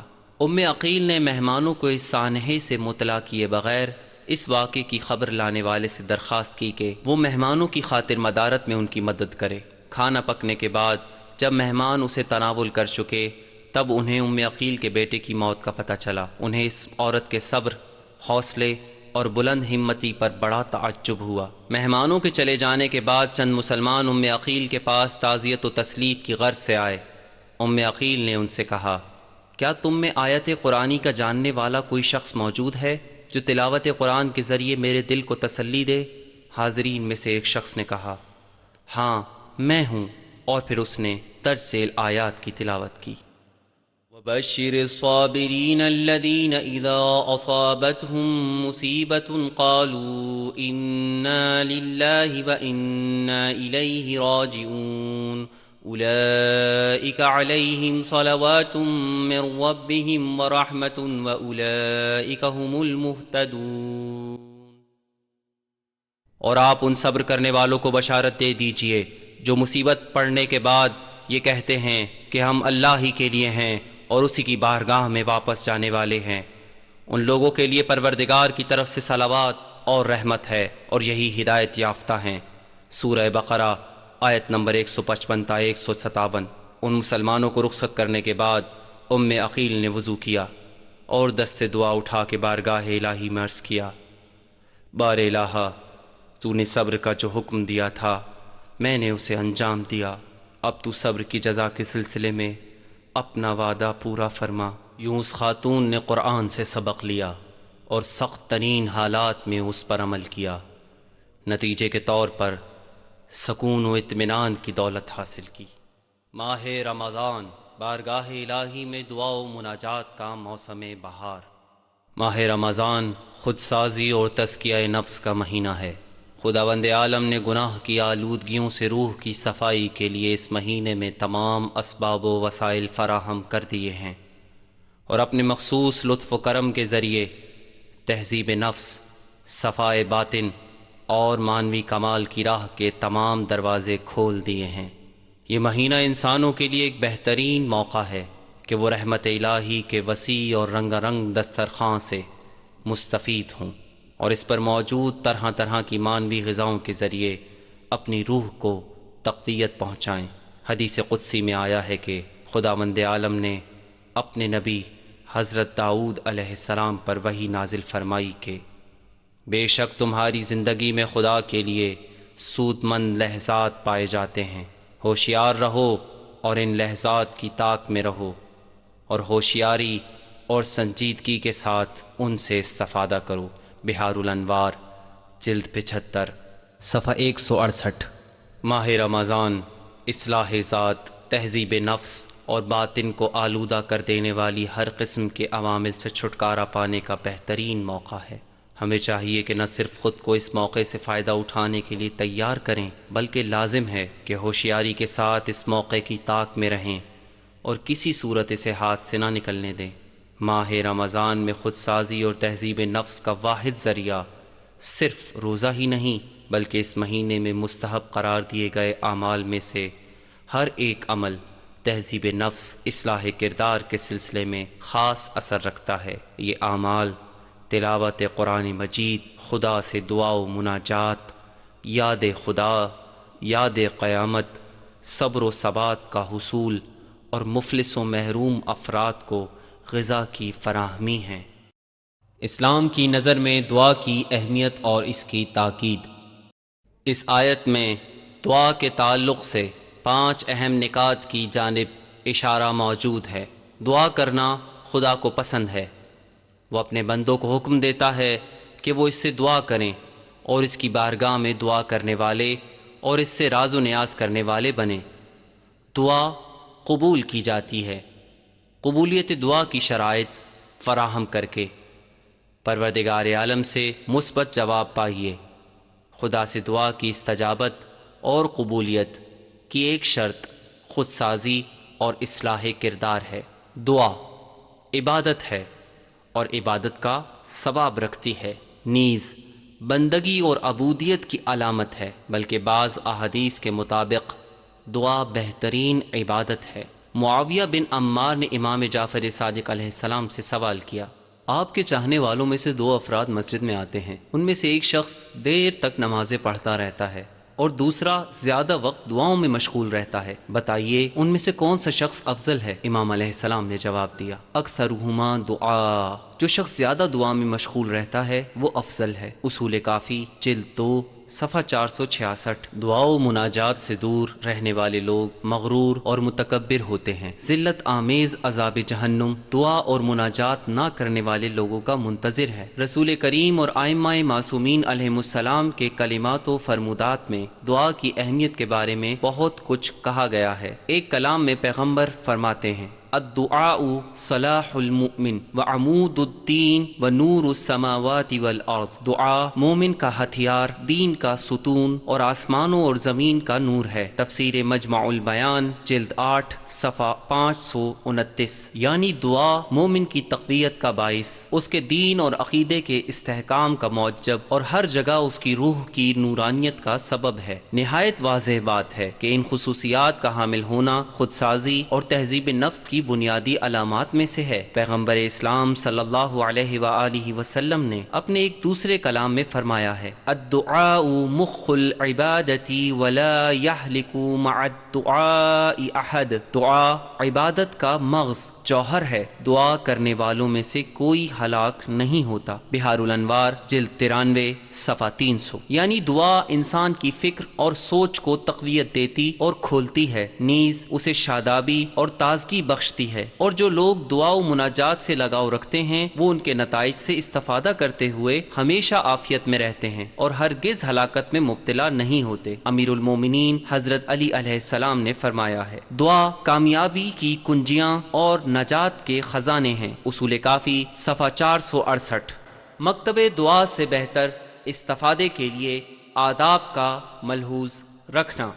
ہر عبادت کے کچھ آداب اور شرائط ہوتے ہیں جن کے بغیر یہ عبادت بے اثر رہتی ہے، لہٰذا ضروری ہے کہ ہم دعا کے آداب و شرائط کو جانیں اور انہیں ملحوظ رکھ کر دعا کریں تاکہ ہماری دعائیں اثر بخش ہوں۔ اسی صورت میں دعا تہذیب نفس اور اصلاح کردار میں اپنا اثر دکھائے گی۔ مثال کے طور پر گناہ سے کنارہ کش ہونے کا پختہ عزم، دل کو پاک کرنا، حلال غذا اور جائز کسب معاش، امر بالمعروف و نہی عن المنکر اور عادل اور لائق قیادت کی رہبری قبول کرنا دعا کی شرائط میں شامل ہیں۔ دعا کے آداب بھی متعدد ہیں، جیسے خدا کے نام اور صفات الہی کے تذکرے سے دعا کا آغاز کرنا، محمد اور آل محمد علیہ السلام پر درود اور سلام بھیجنا، دعا کے وقت اولیاء الہی جیسے پیغمبر اسلام صلی اللہ علیہ وآلہ وسلم اور ائمہ اطہار علیہ السلام کو شفیع قرار دینا، اپنے گناہوں کا اعتراف کرنا، دوران دعا بارگاہ الہی میں گڑ گڑانا، دعا سے پہلے 2 رکعت نماز حاجات ادا کرنا، دعا کو معمولی اور غیر اہم بات نہ سمجھنا، دعا کی عظمت و بزرگی کے سامنے اپنی خواہشات اور حاجات کو حقیر اور ناچیز سمجھنا، دعا میں عالی ہمتی اور بلند نظری کو پیش نظر رکھنا، اپنی دعا میں سب کو شامل رکھنا، پوشیدہ دعا کرنا جس کی اہمیت 70 اعلانیہ دعاؤں کے مساوی ہے، قبولیت دعا کے سلسلے میں حسن ظن رکھنا، مناسب و مقدس جگہوں اور اوقات میں دعا کرنا، دعا کرتے ہوئے اصرار کرنا۔ میزان الحکمہ جلد 3 صفحہ 260 تا 267 سے ماخوذ۔ واضح رہے کہ ان آداب و شرائط میں سے ہر ایک خدا سے مضبوط تعلق کے قیام اور خودسازی کے سلسلے میں مثبت کردار رکھتے ہیں اور انسان کو پاکیزگی، اصلاح اور کمال کی جانب اس کی صحیح اور ثابت قدمی کے ساتھ حرکت کے لیے زیادہ سے زیادہ تیار کرتے ہیں۔ لہٰذا دعائے کمیل کے الفاظ ہیں کہ اللہم اغفر لی الذنوب التي تحبس دعا، بار الہا میرے ان گناہوں کو بخش دے جو دعاؤں کی قبولیت اور ان کی تاثیر میں رکاوٹ ہوتے ہیں۔ اسی طرح ماہ رمضان کی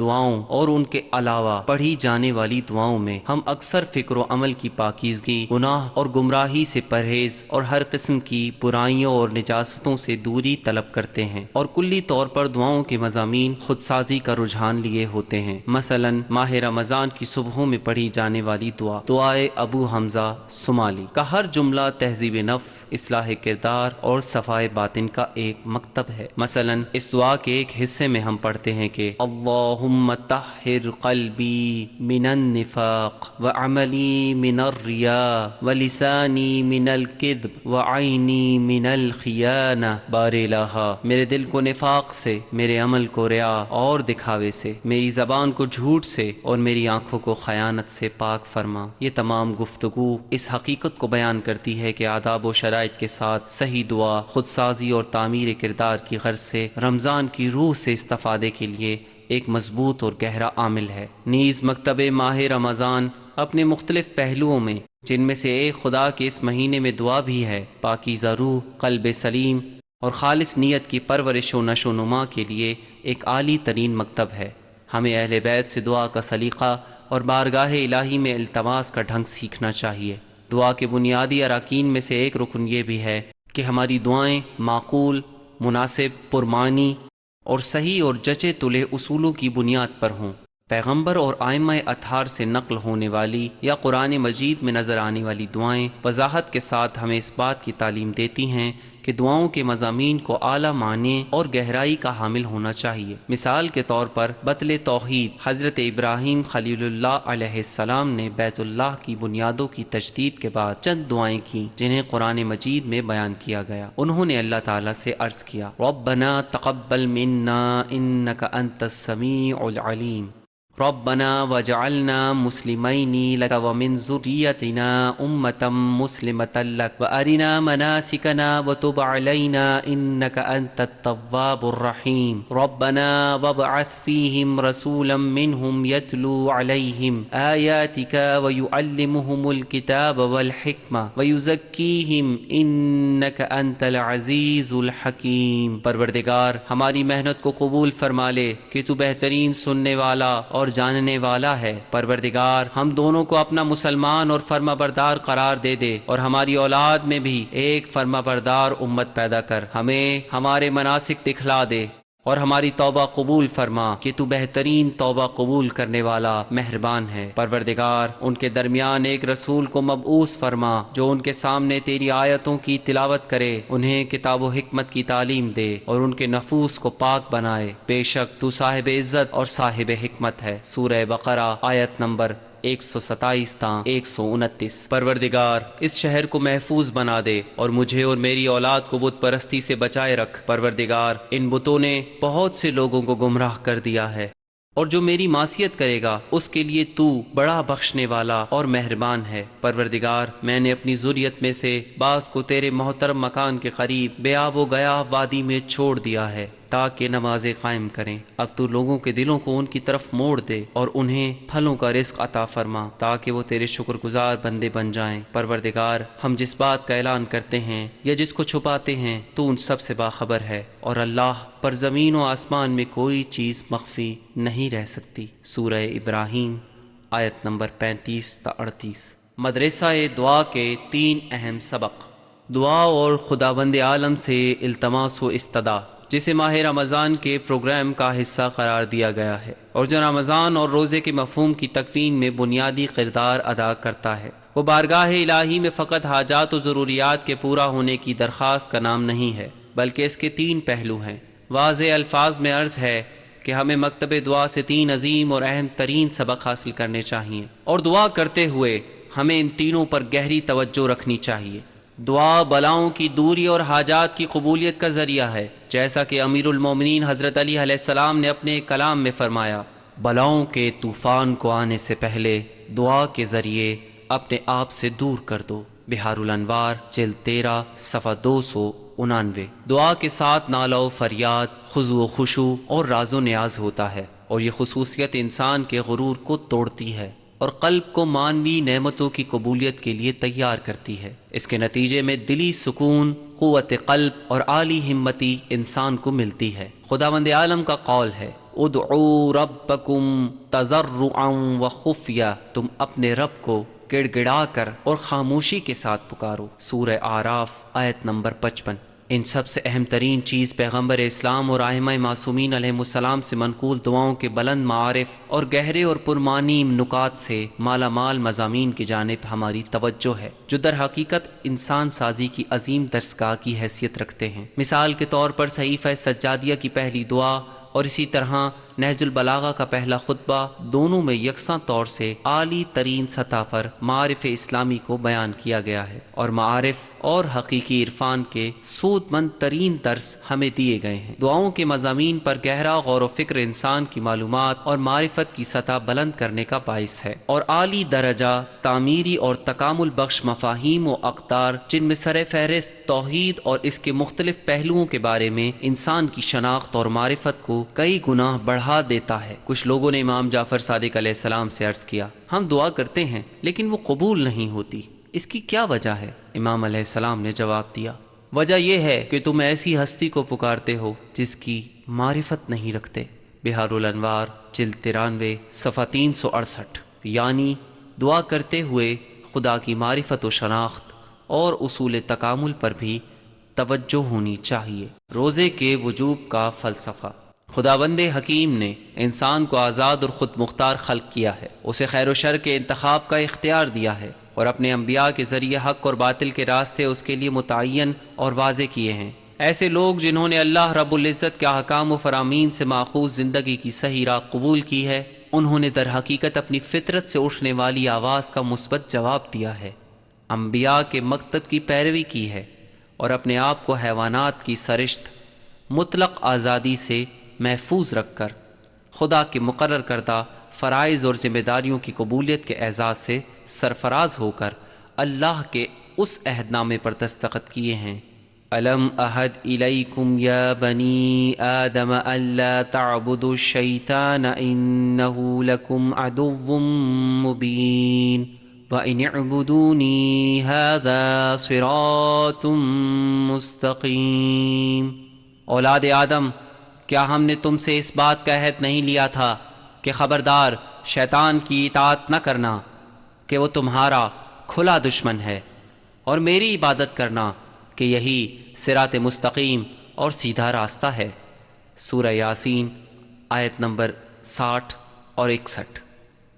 آیات قرآنی اور احادیث معصوم سے پتہ چلتا ہے کہ رستگار اور نجات یافتہ لوگ فقط خدا پرست اور فرائض الہی کے پابند افراد ہیں، جبکہ ان کے سوا دوسرے انسانیت کے شرف و فضیلت سے محروم لوگ ہیں۔ روزہ دین اسلام کے بلند اور عرفہ احکام میں سے ایک حکم ہے جو دنیا اور آخرت کی سعادت، تزکیہ نفس، تعمیر کردار اور جسمانی سلامتی کا باعث ہے، جو خدا کی ایک ایسی عظیم نعمت ہے جسے اللہ رب العزت نے اپنے بندوں پر واجب کر کے ان پر احسان کیا ہے۔ روزہ انسان کو گناہوں سے باز رکھنے اور سرکش نفس کو سرکوب کرنے والا عامل ہے۔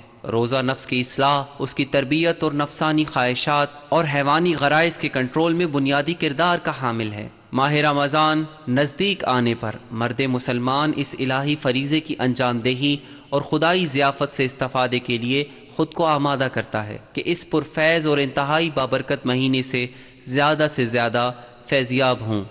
معنوی اور روحانی پہلو۔ آیات و روایات کے مطابق روزے کے فلسفے کا معنوی اور دو ابعاد سے قابل بحث و تحقیق ہے۔ الف، تقوی کے رخ سے۔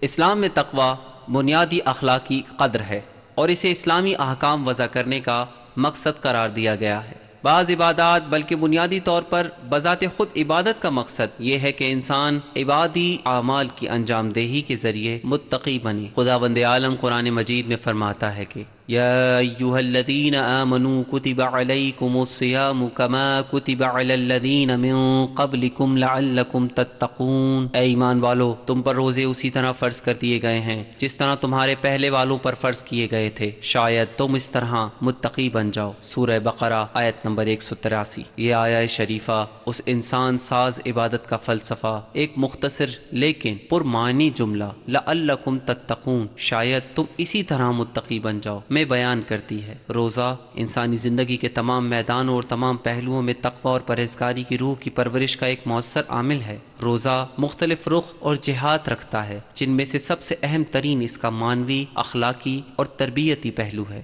روزہ انسان کی روح اور ارادے کو قوی کرتا ہے اور اس کے نفسانی خواہشات کو متوازن بناتا ہے۔ روزہ دار کے لیے ضروری ہوتا ہے کہ وہ روزے کی حالت میں کھانے پینے اور اسی طرح جنسی لذت سے پرہیز کرے اور عملاً یہ بات ثابت کرے کہ وہ حیوان نہیں ہے جو اپنی خواہشات کی تسکین کے لیے ادھر ادھر منہ مارتا پھرتا ہے، بلکہ وہ اپنے سرکش نفس کو لگام دے سکتا ہے اور اپنی نفسانی خواہشات پر غلبہ پا سکتا ہے۔ در حقیقت روزے کا سب سے بڑا مقصد اس کا یہی روحانی اور معنوی اثر ہے۔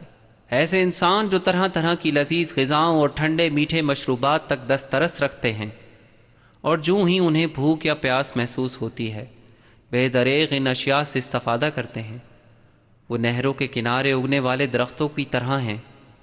ناز و نعم میں پرورش پانے والے یہ درخت ذرا سی سختی پر پژمردہ ہو جاتے ہیں، اگر انہیں صرف چند دن پانی نہ ملے تو مرجھا کر خشک ہو جاتے ہیں، لیکن صحراؤں، سنگلاخ پہاڑوں اور خشک میدانی علاقوں میں اگنے والے درخت جو ابتدا ہی سے چلتے سورج، تیز و تند ہواؤں اور سخت سردیوں کا سامنا کرتے ہیں اور طرح طرح کی محرومیوں کے ساتھ نشو و نما پاتے ہیں، وہ مضبوط، سخت جان اور دیر تک قائم رہنے والے ہوتے ہیں۔ روزہ بھی انسان کی روح کے ساتھ یہی عمل انجام دیتا ہے اور وقتی اور عارضی پابندیوں کے ذریعے اسے سخت کوش اور مضبوط قوت ارادی کا مالک بناتا ہے اور اسے مشکلات کے خلاف مقابلے کی طاقت فراہم کرتا ہے اور سرکش خواہشات نفسانی کو کنٹرول کر کے انسانی قلب کو نور اور پاکیزگی بخشتا ہے۔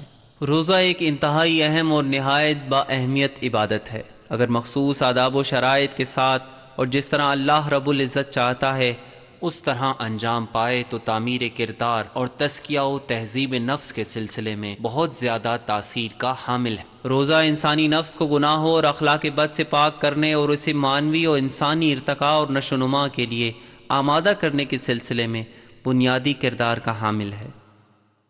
روزہ رکھنے والا انسان گناہوں کو ترک کرنے کے ذریعے نفس اماروں کو لگام دے کر اسے کنٹرول کر کے اپنے اختیار میں لیتا ہے۔ روزہ داری کے ایام گناہوں کو ترک کرنے اور ریاضت نفس کا زمانہ ہے۔ جہاد بن نفس اور پرہیزکاری کی مشق کا دور ہے۔ اس زمانے میں انسان اپنے نفس کو گناہوں اور غلاظتوں سے پاک کرنے کے علاوہ جائز لذتوں جیسے کھانے پینے سے بھی اجتناب برتتا ہے، اور اس عمل کے ذریعے اپنے نفس کو جلا اور نورانیت بخشتا ہے، کیونکہ بھوک باطن کی جلا اور خدا کی جانب توجہ کا باعث ہوتی ہے۔ انسان اکثر بھوک کے عالم میں اپنے آپ کو ہلکا پھلکا محسوس کرتا ہے، جبکہ پیٹ بھرا ہونے کی صورت میں وہ اس کیفیت سے عاری ہوتا ہے۔ اسلام نے پرخوری کی مذمت کی ہے اور انسان کو کم خوری کی تاکید کی ہے، کیونکہ انسان شکم سیری کی حالت میں دعا و مناجات کی لذت نہیں اٹھا پاتا، جبکہ بھوک کی حالت میں عبادات و مناجات میں زیادہ لذت محسوس کرتا ہے۔ رسول مقبول صلی اللہ علیہ وآلہ وسلم کا ارشاد ہے، پرخوری نہ کرو کیونکہ اس سے تمہارے قلب میں معرفت کا نور بجھ جاتا ہے۔ مستدرک الوسائل جلد 3 صفحہ 81۔ حضرت علی علیہ السلام نے فرمایا ہے، بھوک نفس کی بہترین مددگار اور اس کی عادتوں کا خاتمہ کرتی ہے۔ حضرت علی علیہ السلام نے روایت کی ہے کہ خداوند عالم نے شب معراج رسول اللہ صلی اللہ علیہ وآلہ وسلم سے فرمایا، اے احمد، کاش آپ بھوک، خاموشی، تنہائی اور ان کے آثار کی مٹھاس کو چکھتے۔ رسول اللہ نے عرض کیا، بار الہ، بھوک کا کیا فائدہ؟ فرمایا، حکمت، قلب کی حفاظت، میرا تقرب، دائمی حزن، کم خرچی، حق گوئی اور سختی میں ہو یا آسانی میں بے باکی۔ مستدرک الوسائل جلد 3 صفحہ 82۔ علامہ محمد حسین طباطبائی رحم اللہ آیہ شریف لعلکم تتقون سورہ بقرہ آیت نمبر 183 کی تفسیر میں فرماتے ہیں، اسلام کی تعلیمات عالیہ اور اس کے بیانات وافیہ سے پتہ چلتا ہے کہ پاک پروردگار کی ذات اس بات سے منزہ ہے کہ اسے کسی چیز کی احتیاج و نیاز ہو، اور وہ ہر قسم کے نقص اور کمی سے مبرہ ہے۔ پس عبادات کا فائدہ صرف اور صرف بندے کو ہوتا ہے، خدا کو نہیں، اور گناہوں کا بھی یہی حال ہے۔ خداوند عالم قرآن مجید میں فرماتا ہے، ان احسنتم احسنتم لانفسکم وان اسأتم فلہا، اب تم نیک عمل کرو گے تو اپنے لیے اور برا کرو گے تو اپنے لیے۔ سورہ بنی اسرائیل آیت 7۔ پس اطاعت یا معصیت کے اثرات خود انسان پر عائد ہوتے ہیں، جو صرف اور صرف نیاز اور تہ دستی کی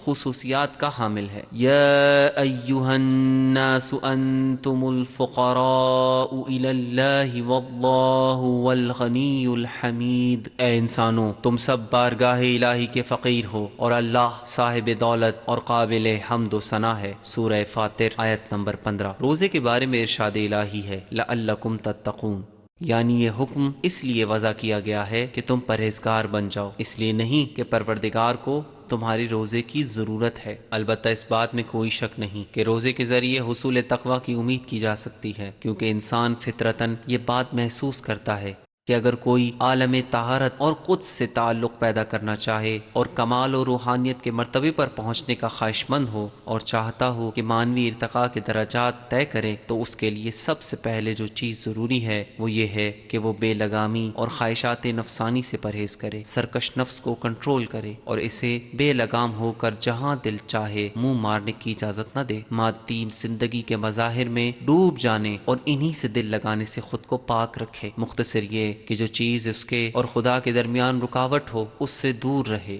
اور یہ تقویٰ شہوتوں پر قابو پانے اور نفسانی خواہشات سے دور رہنے کے ذریعے حاصل ہوتا ہے۔ اور جو چیز عام لوگوں کے حال سے مناسب ہے وہ یہ ہے کہ جن امور کی تمام ہی لوگوں کو ضرورت ہوتی ہے، جیسے کھانا پینا، اور جائز شہوات کی جانب میلان، تو ان پر کنٹرول سے کام لیں تاکہ اس مشق کے ذریعے انہیں قوت ارادی حاصل ہو اور ناجائز نفسانی خواہشات سے بھی دور رہ سکیں اور تقرب الہی کی سمت بڑھیں، کیونکہ جو شخص جائز اور مباح امور کو چھوڑنے کے سلسلے میں خدا کی بات مانتا ہے، وہ ناجائز اور حرام امور کو چھوڑنے کے سلسلے میں اس کی بہتر اطاعت اور فرما برداری قبول کرے گا۔ تفسیر المیزان جلد 3 صفحہ 9۔ ایسا شخص جو ماہ رمضان میں روزے رکھے اور اس ایک مہینے میں ارتکاب گناہ اور بری اخلاق و کردار سے اجتناب کرے، وہ ماہ مبارک رمضان کے بعد بھی ترک گناہ اور اخلاق بد سے پرہیز کی اس حالت کو باقی رکھ سکتا ہے۔ روزہ ایک ایسی عبادت ہے جس میں جائز لذتوں کو چھوڑنے اور گناہوں سے دوری کی باعث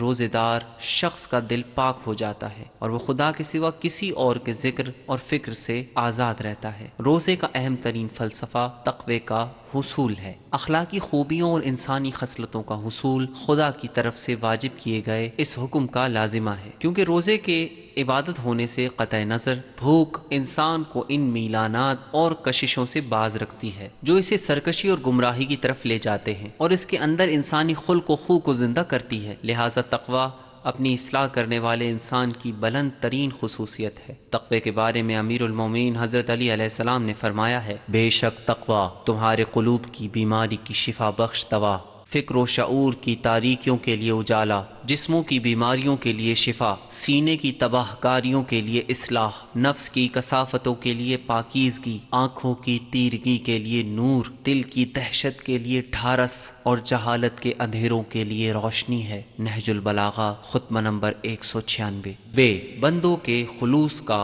امتحان۔ اخلاص کا شمار مانوی ارتقاء و کمال کے اعلیٰ ترین مراحل میں ہوتا ہے۔ اخلاص کے اثر سے قلب نور الہی کی ضیاء پاشیوں کا مرکز بن جاتا ہے اور حکمت و دانش دل سے نکل کر زبان پر جاری ہو جاتے ہیں۔ حضرت علی علیہ السلام کا ارشاد ہے، اللہ نے روزہ واجب کیا ہے تاکہ اس کے ذریعے لوگوں کا اخلاص آزمائے۔ نہج البلاغہ کلمات قصار 252۔ حضرت فاطمہ زہرا سلام اللہ علیہا کے معروف خطبہ فدق میں ہے کہ خداوند عالم نے اخلاص کے ثبوت کے لیے روزہ واجب کیا ہے۔ بہار الانوار جلد 93 صفحہ 368۔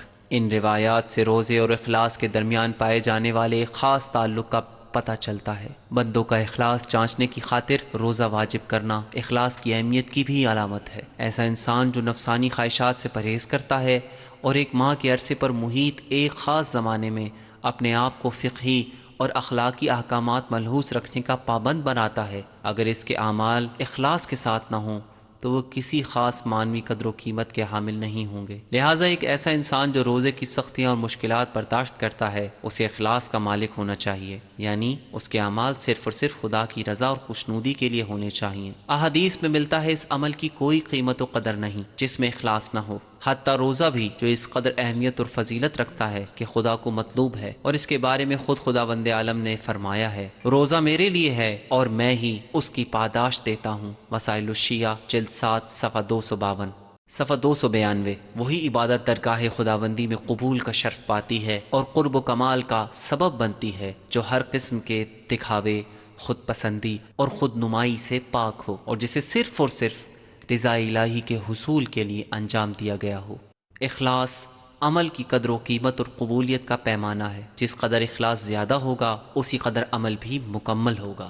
در حقیقت تقوی کے حصول کی شرط اخلاص ہے، اور یہ تو آپ جان ہی چکے ہیں کہ روزے کا مقصد تقوی ہے۔ اگر کوئی شخص ماہ رمضان کی عبادتوں کو اخلاص کے ساتھ انجام دے تو اس نے خداوند عالم کا حقیقی مہمان بن کر قرب الہی کے مقام اور معنوی و اخلاقی مقامات حاصل کر لیے ہیں۔ روزے کا اخروی پہلو، قیامت کی یاد دہانی۔ روزے کے واجب کیے جانے کا دوسرا قابل بحث و گفتگو پہلو اس کا اخروی پہلو ہے، جو دراصل قیامت کے دن کی یاد دلانا ہے، یعنی جو انسان روزہ رکھ کر بھوک اور پیاس کی سختیاں برداشت کرتا ہے اسے روز قیامت کی بھوک اور پیاس کا خیال آتا ہے۔ قیامت کے دن کی سختیوں کی جانب اس کا یوں متوجہ ہونا اس کے کردار اور عمل پر قابل لحاظ اثر مرتب کرتا ہے۔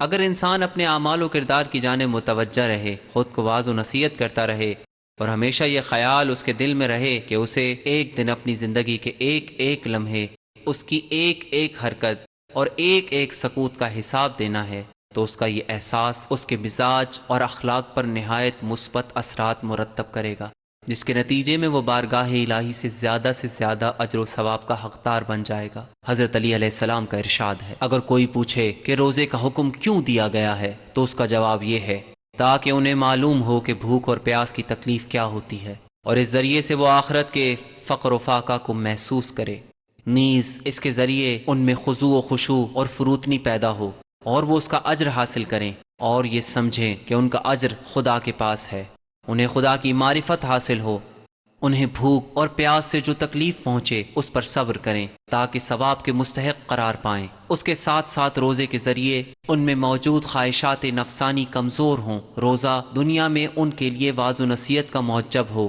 اور فریضے کی انجام دہی کے لیے ایک مشق ہو، اور آخرت میں ان کے لیے رہنما ہو، اور انہیں معلوم ہو کہ دنیا میں فقراء و مساکین کس مشکل کا سامنا کرتے ہیں۔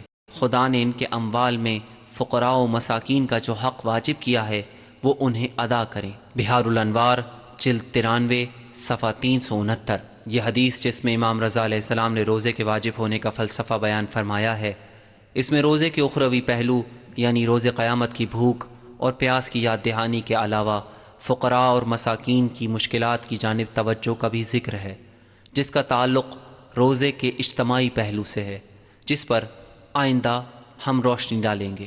ایک دوسرے مقام پر امام رضا علیہ السلام ہی نے ارشاد فرمایا ہے کہ لوگوں کو روزے کا حکم دیا گیا ہے تاکہ وہ بھوک اور پیاس کو محسوس کریں اور اس کے توسط سے آخرت کے فقر اور بے چارگی کو درک کریں۔